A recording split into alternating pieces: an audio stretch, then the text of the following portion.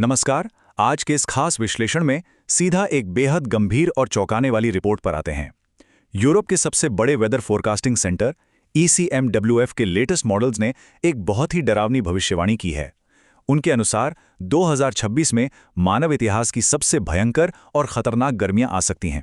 ये कोई आम चेतावनी बिल्कुल नहीं है, बल्कि ये सीधे तौर पर 140 साल पहले हुई एक ऐसी भयानक त्रासदी की याद दिलाती है जिसने सच में पूरी दुनिया को झकझोर कर रख दिया था। चलिए इस पूरी बात को गहराई से समझते हैं। साल 1877 के इतिहास पर अगर नजर डालें तो भारत की मद्रास प्रेसिडेंसी में अकाल से लाखों लोगों की जान चली गई थी। और ये तबाही सिर्फ भारत तक सीमित नहीं थी। इसी समय चीन में 2 से 3 करोड़ मौतें हुईं, ब्राजील में 20 लाख लोग मारे गए और मिस्र से लेकर दक्षिणी अफ्रीका तक हाहाकार मच गया।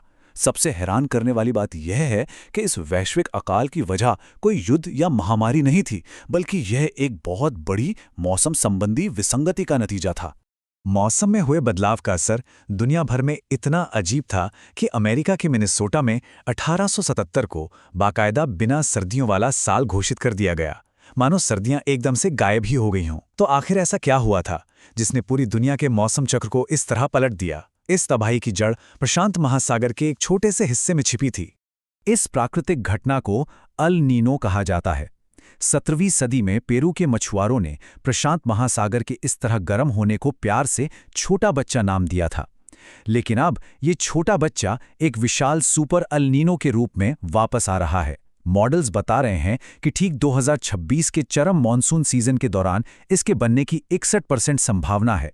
यानी जब बारिश की सबसे ज्यादा जरूरत होगी तब ये मौसम का पूरा मिजाज बिगाड़ सकता है। आगे बढ़ने से पहले जल्दी से देख लेते हैं कि आज हम क्या क्या कवर करेंगे। पहले बात करेंगे अल नीनो के विज्ञान की, फिर इसके प्रभाव के 4 स्तर समझेंगे। उसके बाद रात की खतरनाक गर्मी, आपदा नीति और कटाई पर चर्चा करेंगे और अंत में 2026 के लिए बचाव के कदम देखेंगे। तो सबसे पहले बात करते हैं अल नीनो के विज्ञान की कि आखिर ये काम कैसे करता है। सामान्य दिनों में होता यह है कि प्रशांत महासागर के ऊपर चलने वाली हवाएं गर्म पानी को धकेलकर ऑस्ट्रेलिया की तरफ ले जाती हैं, जिससे वहां और एशिया में अच्छी बारिश होती है। लेकिन अल नीनो के दौरान ये हवाएं कमजोर पड़ जाती हैं। इसके कारण सारा गर्म पानी दक्षिण अमेरिका के पास ही रुका रह जाता है। नतीजा ये होता है कि जिन इलाकों में बारिश होनी चाहिए, जैसे कि भारत, वहां सूखा पड़ने लगता है। अब जो बात सबसे ज्यादा हैरान करने वाली है वो ये 2.9 डिग्री का आंकड़ा है। इसे ऐसे समझें जैसे 40 डिग्री की चिलचिलाती गर्मी वाले कमरे में कोई आकर हीटर चला दे। जलवायु परिवर्तन की वजह से धरती का आधारभूत तापमान पहले ही 1.4 डिग्री बढ़ चुका है, और जब एक सुपर अल नीनो इसमें 1.5 डिग्री की और वृद्धि कर देगा तो कुल तापमान में 2.9 डिग्री सेल्सियस का भयानक उछाल आएगा। मानव इतिहास में इतना बड़ा नेट तापमान अंतर पहले कभी नहीं देखा गया। अब आते हैं प्रभाव के 4 स्तरों पर कि समाज और अर्थव्यवस्था पर इसका क्या असर होगा। ये असल में एक चेन रिएक्शन की तरह है। सबसे पहले मॉनसून सामान्य से कम यानी लगभग 92% रह जाएगा, क्योंकि भारत की 51% कृषि सीधे मॉनसून पर निर्भर है, इसलिए फसल का उत्पादन बुरी तरह गिरेगा। इसके साथ ही भयंकर लू चलेगी जो 2024 के रिकॉर्ड भी तोड़ सकती है। और जाहिर है जब फसल कम होगी तो खाने पीने की चीजों के दाम आसमान छूने लगेंगे। ऐसे साल में खाद्य मुद्रास्फीति में 9% तक का उछाल आ सकता है। इस पूरे घटनाक्रम का सबसे दर्दनाक हिस्सा उनके लिए है जो बाहर खुले में काम करते हैं। निर्माण मजदूर, ठेले वाले, जिनके पास कोई हेल्थ इंश्योरेंस या पेड लीव नहीं होती। भयंकर लू के कारण उनके स्वास्थ्य पर इतना बुरा असर पड़ता है और थकान इतनी बढ़ जाती है कि उनकी रोज की कमाई में 40% तक की भारी गिरावट आ सकती है, क्योंकि उनका ज्यादातर पैसा इलाज और खुद को हाइड्रेटेड रखने में ही खर्च हो जाता है। अब बात करते हैं रात की गर्मी और अर्बन हीट आइलैंड्स की, जो एक्सट्रीम हीट से जुड़ा एक बहुत बड़ा साइलेंट किलर है। और ये आंकड़े बिल्कुल साफ तौर पर दिखाते हैं कि असल खतरा रात की गर्मी है। 2024 में दिल्ली में दिन के तापमान में 1.8 डिग्री की वृद्धि हुई, लेकिन रात के तापमान में 4.4 डिग्री का उछाल आया। जब रात में तापमान कम नहीं होता तो इंसानी शरीर को ठंडा होने और रिकवर करने का मौका ही नहीं मिल पाता। इसी को अर्बन हीट आइलैंड प्रभाव कहते हैं। कंक्रीट की इमारतें दिन भर गर्मी सोखती हैं और रात को उसे बाहर छोड़ती हैं, और जो लोग एसी इस्तेमाल कर रहे हैं उनके एग्जॉस्ट से निकलने वाली गर्म हवा बाहर के वातावरण को भट्टी बना देती है। इसका सबसे बुरा असर कम आय वाले लोगों पर पड़ता है, जो इस शहरी ओवन में पूरी तरह से फंसकर रह जाते हैं। अगला महत्वपूर्ण हिस्सा है आपदा नीति और वनों की कटाई। देखते हैं कि नीतियां कैसे हालात को और गंभीर बना रही हैं। यहाँ अलग-अलग स्रोतों के आंकड़ों को बिल्कुल निष्पक्ष रूप से सामने रखा गया है। सरकारी संस्थाओं जैसे एनसीआरबी और आईएमडी के आंकड़े मौतों की संख्या कम बताते हैं, क्योंकि मृत्यु प्रमाण पत्र पर मौत का कारण अक्सर ऑर्गन फेलियर लिखा जाता है। वहीं स्वतंत्र रिपोर्ट बताती हैं कि हर साल करीब 1.5 लाख मौतें होती हैं। यहाँ ध्यान देने वाली बात नीतिगत तंत्र है। भारत में लू को आधिकारिक तौर पर प्राकृतिक आपदा घोषित नहीं किया गया है।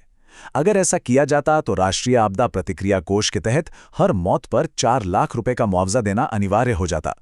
इस बढ़ती गर्मी का एक बहुत ही सरल और प्राकृतिक समाधान हमेशा से मौजूद रहा है। पैदल चलने वालों के लिए पुराने और घने पेड़ों की एक अच्छी छतरी तापमान को सीधे 12 डिग्री सेल्सियस तक कम कर सकती है। ये 12 डिग्री की गिरावट लोगों की जान बचाने के लिए एकदम अचूक उपाय है। तो सबसे अहम बात यह है कि एक तरफ गर्मी जानलेवा हो रही है और दूसरी तरफ बुनियादी विकास के नाम पर पेड़ हटाए जा रहे हैं। हाल ही में मुंबई के मैंग्रोव, दिल्ली का रिज जंगल और गढ़चिरौली व हसदेव जैसी जगहों पर खनन के लिए लाखों पेड़ काटे गए। कुल मिलाकर लगभग 18,200 हेक्टेयर का ऐसा प्राकृतिक ढांचा हटा दिया गया जो हमें भयंकर गर्मी से बचा सकता था। अक्सर ये कहा जाता है कि काटे गए पेड़ों की जगह नए पौधे लगाए जा रहे हैं, लेकिन आईआईटी बॉम्बे के एक अध्ययन के अनुसार हर 1 वर्ग किलोमीटर नए पौधे लगाने की एवज में 18 वर्ग किलोमीटर पुराने पेड़ काटे जा रहे हैं, और जो नए पौधे दूरदराज के इलाकों में लगाए जाते हैं वे पुराने पेड़ों जैसा इकोलॉजिकल फायदा नहीं दे पाते। भरपाई की ये मौजूदा रफ्तार बिल्कुल भी नाकाफी है। आखिर में बात करते हैं कि 2026 के इस खतरे से निपटने के लिए हम क्या ठोस कदम उठा सकते हैं। कम्युनिटी लेवल पर छोटे लेकिन प्रभावी कदम बहुत जरूरी हैं। सबसे महत्वपूर्ण है अपने आस पड़ोस के पुराने पेड़ों को कटने से बचाना। ये नए पौधे लगाने से कहीं ज्यादा असरदार है। इसके अलावा ओआरएस के साथ हाइड्रेटेड रहना बचाव की पहली पंक्ति है। दोपहर 12 से 4 बजे के बीच बाहर जाने से बचें। और सबसे जरूरी, जो लोग बाहर काम करते हैं उन्हें पीने का पानी और आराम करने के लिए ठंडी जगहें मुहैया कराएं। चलिए देखते हैं कि ये सब आपस में कैसे जुड़ता है। आज भी हमारी पावर ग्रिड का 70% हिस्सा कोयले पर निर्भर है, जो खुद ग्लोबल वार्मिंग बढ़ाता है। सामूहिक कदम के तौर पर घरों में रेजिडेंशियल सोलर पैनल लगाने की तरफ बढ़ा जा सकता है, जो अब काफी सस्ते भी हो गए हैं। ये कोयले पर हमारी निर्भरता को कम करने का एक बेहद कारगर तरीका है। इस विश्लेषण को समाप्त करते हुए एक बहुत बड़ा सवाल खड़ा होता है। 2026 में जो बच्चे जन्म लेंगे उनके लिए एक सामान्य गर्मी का क्या मतलब होगा? क्या उनके लिए 45 डिग्री सेल्सियस की जानलेवा गर्मी ही जीवन का नया नॉर्मल बन जाएगी? अगर आज एकजुट होकर प्राकृतिक संसाधनों को बचाने के लिए तुरंत कदम नहीं उठाए गए, तो अगली पीढ़ी के लिए सुरक्षित सर्दियां शायद सिर्फ इतिहास की किताबों में ही रह जाएंगी। इस महत्वपूर्ण विषय पर हमारे साथ जुड़ने के लिए बहुत बहुत धन्यवाद।